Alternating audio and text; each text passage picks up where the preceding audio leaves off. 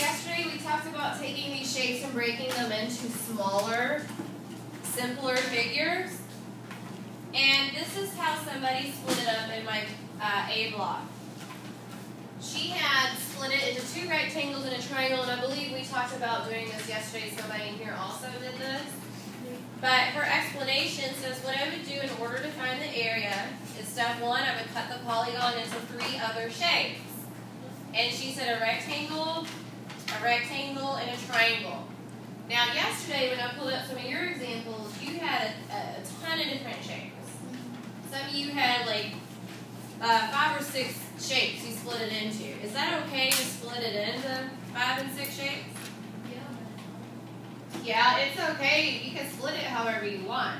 But the more shapes you split this into, the more area you're going to need to find. So we talked about yesterday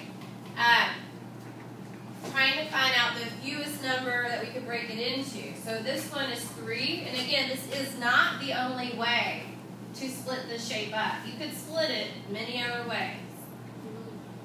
So after she split her shape, it says step 2, then I would find the area of the rectangle. And then she even put, that's rectangle number 1.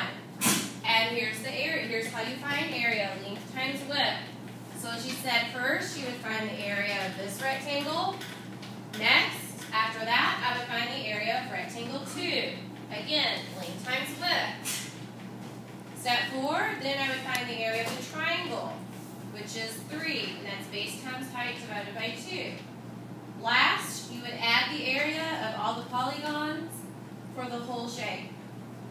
Okay, so today, this is what we're going to be doing. We are going to split our shapes, and I see a lot of you, okay, I made a mistake by passing that out before I went over this, because I see a lot of you working and you need to be listening.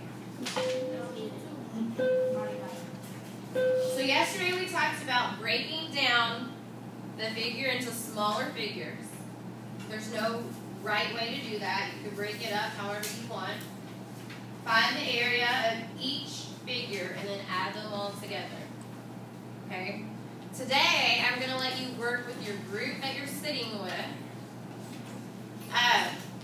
because we have such a short time. See, we leave this class at 9 and we still have a restroom break today. Okay? So, you should. So what you're going to do with your group, if you're talking, you're not listening.